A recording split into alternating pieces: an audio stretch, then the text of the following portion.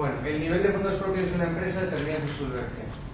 Eso es cierto, cuanto mayor sean los fondos propios de la empresa, más solvente va a ser.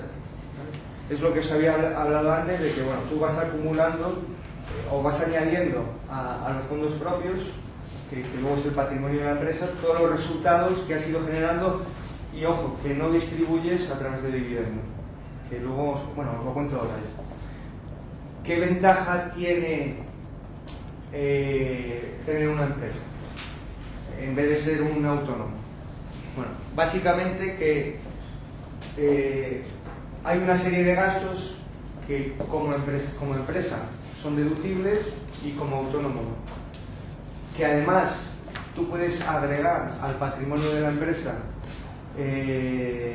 activos que si lo haces a través de tu como persona física no te generan deducciones, y como empresa sí. Por ejemplo, te compras el local en el que estás alquilado, lo compras. Si tú eres un autónomo, tú pagas por eso y no te deduces nada, cero, porque bueno, pues eres persona física. Bueno, si estás en estimación directa sí, pero bueno, hay una pequeña diferenciación. Pero a través de, si eres empresa, la amortización de ese inmueble es un gasto deducible, igual que pues, la luz, el teléfono, en fin. ¿Qué sucede cuando tú distribuyes dividendo en la empresa? Que por un lado estás tributando por el impuesto de sociedades y por otro lado tributas por el IRPF, y el reparto de dividendos es caro, es muy caro, ronda el 40%. Si tú como empresario generas beneficio y llegas a final de año y dices, bueno, pues ahora de lo que he generado de beneficio me voy a repartir un 20 o un 30%, para mí, pues sobre eso vas a tributar una pasta. ¿Qué suele suceder o qué es lo que suele hacer la gente? Bueno, pues cuando ve que está generando beneficios, lo que hace es que se incrementa el salario y lo mete como gasto de la empresa, tributa en IRPF y se evita la parte de dividendo. Exacto. O una paga de beneficios, o un variable, un bonus, como queramos llamarlo. ¿Qué ventaja tiene el ir añadiendo patrimonio a la empresa o dejar una parte? Pues que bueno, le vas incrementando la solvencia. ¿Hasta dónde? Ahora entramos en lo que es la valoración de una empresa. ¿Cómo valoras tú una empresa? ¿O por qué tú decides, por qué decidís vosotros montar un negocio? Es una pregunta real. ¿Por qué habéis decidido montar un negocio? Pues una forma de tener unos ingresos para poder vivir, ¿no? Pero ¿y por qué en vez de...? Sí, o sea, para montar el negocio hace falta un capital. Ese capital, en vez de montar el negocio, si lo ponéis en un banco, os renta. ¿Vale? Pero genera mucho menos que... Ahí está. El diferencial de rentabilidad que vosotros vais a obtener es lo que a vosotros os determina, os decide a montar una empresa. ¿Vale? ¿Cuál es ese diferencial que exigís? Bueno, pues cada cual le pedirá, bueno, pues habrá gente que con tener una rentabilidad de un 15% le valga, habrá otra que con tener una rentabilidad de un 20% lo vea un poco justo, en fin, eso va un poco en función del perfil de cada persona, y eso es lo que le llaman pues, la aversión al riesgo o la prima de riesgo, que es la diferencia de rentabilidad que vosotros le pedís a una inversión respecto a una inversión segura. ¿Vale? Entonces, ¿por qué es importante que los fondos propios estén equilibrados? Porque si tú tienes mucho dinero metido en la empresa, tú al final consigues un beneficio. Y la rentabilidad de la empresa se mide entre el beneficio y lo que tienes metido en la empresa. Llega un momento en el que meter más dinero o dejar más recursos dentro de la empresa, lo que hace es que los recursos que tienes metidos te están reduciendo la rentabilidad. Entonces, lo que hay que buscar es un equilibrio entre lo que es el beneficio que tiene la empresa y lo que son los fondos propios. Y sois vosotros los que vais a determinar en qué momento habéis llegado al nivel de fondos propios suficientes como para que la empresa esté saneada y que la rentabilidad no se os vea reducida. Porque si vais metiendo más, dices, joder, yo saco esto, lo meto en otro lado y me está rentando lo mismo. ¿Vale? ¿Entendéis? Esto es importante, ¿eh? ¿Por qué? Porque si tú estás generando, tú imagínate una empresa que genera todos los años, no sé, 60.000 euros de beneficio, ¿vale? Y lo va dejando. Y dice, bueno, pues el primer año yo tenía 3.000 y genero 60. Bueno, pues lo meto aquí. Y dice, bueno, pues tengo 63. Esto es una barbaridad, pero bueno, ¿qué va a pasar? Que deuda que tenías aquí para financiar esto lo vas a ir reduciendo porque tienes caja. Entonces, restas endeudamiento y metes a patrimonio. Si tú esto lo sigues haciendo durante muchos años, puede suceder que en un momento determinado hayas ido metiendo, imaginaros, en el improbable caso que llegaras a 10 años en los que has tenido este beneficio. Te juntarías con 600.000 euros que tienes metido en la empresa y estás obteniendo un beneficio de 60, es un 10%. Y dices, no, oye, yo esta rentabilidad la puedo conseguir pues comprando inmuebles yo y vendiéndolos a los 2 años, en vez de tener una empresa. Dices, no, esto tengo que reducirlo para que esto se me vaya pues a un 20%. ¿Vale? Entonces es importante el concepto, ¿vale? Con esos recursos propios de una empresa, o sea, tú estás dando la opción de vía nómina, Sí. por ejemplo, sacarlos de la empresa, ¿no? También otra opción, ¿cuál es más interesante? ¿Comprar, por ejemplo, un inmueble, o sea, local, por ejemplo, que estás en renta y después a nombre de la empresa, o es mucho más rentable comprarlo tú como empresario y alquilárselo a tu propia empresa? No sé si...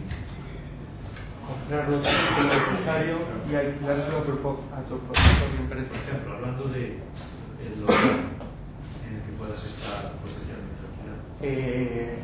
Yo lo metería en la empresa. Si la empresa va mal, te quedas sin local. Y si la empresa va mal, te quedas sin hogar. De las dos formas. No, porque si es tuyo y si lo tienes alquilado, siempre llegará otra empresa y te lo alquilará. Sí, pero vamos a ver, para que te quedes sin local, tiene que ir con perdón de culo.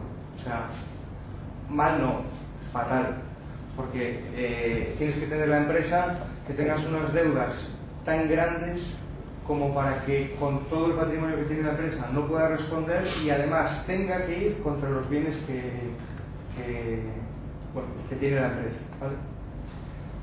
En ese caso, lo más probable es que tuvieras que haber ido a una liquidación de la empresa porque estaba en una situación que, según el impuesto de sociedades, los administradores estarían obligados a liquidar, ¿vale?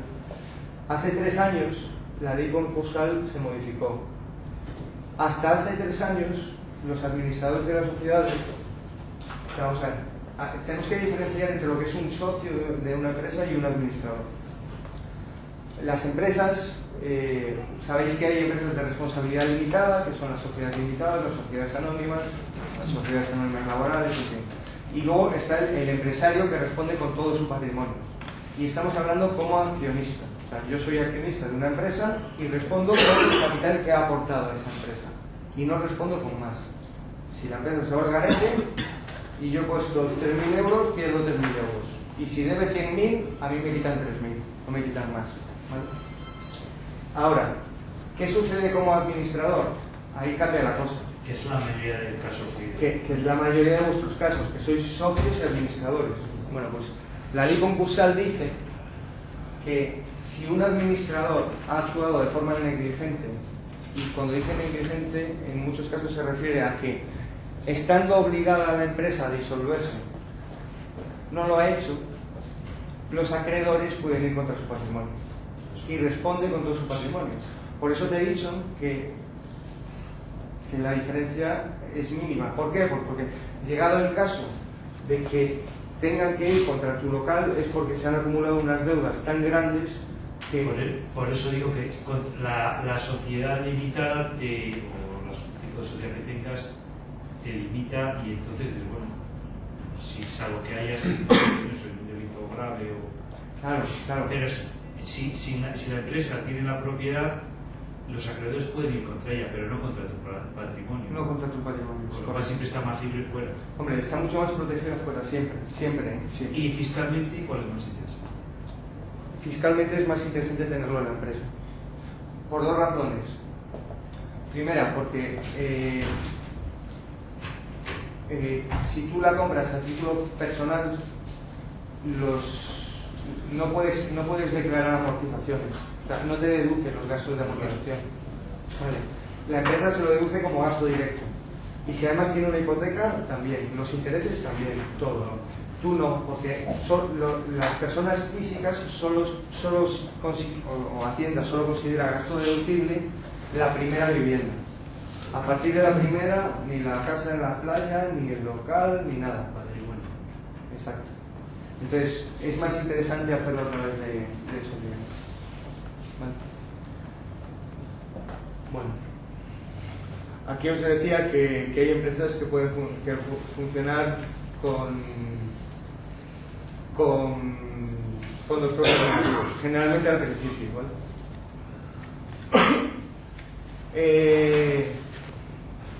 Bueno, el nivel óptimo de fondos propios. Bueno, esto es lo que hablábamos antes, que es la rentabilidad la que te va a decir cuál es el nivel óptimo de fondos propios. Entonces, en base, pues, lo que hablábamos antes, una empresa que tiene unos fondos propios de 100 millones de euros, si obtiene un beneficio de 18 millones, tendría una rentabilidad sobre su, bueno, le llaman sobre el equity, que bueno, al final es el patrimonio neto de la empresa, ¿vale? Tendría una rentabilidad de un 18%. Si subiera sus fondos propios a 200 millones, tendría el mismo beneficio, pero su rentabilidad bajaría un 9%. Con lo cual, tampoco tiene mucho sentido que tú estés dotando de una capacidad operativa a una empresa cuando estás manteniendo el nivel de actividad. O sea, no tiene sentido que tú inviertas en una empresa si no es para que vaya creciendo. Entonces, esa es una de las razones fundamentales por las cuales, bueno, llega un momento en el que se deja de aportar beneficio hacia el patrimonio de la empresa. ¿Vale? Bueno, aquí os pongo un ejemplo de cómo debería equilibrarse los fondos propios en una empresa en expansión. Esto, bueno, lo miráis. Veréis que según va incrementando, es lo que os decía, según va incrementando la actividad de la empresa, sí que tiene sentido que tú vayas dotando a la empresa de más recursos.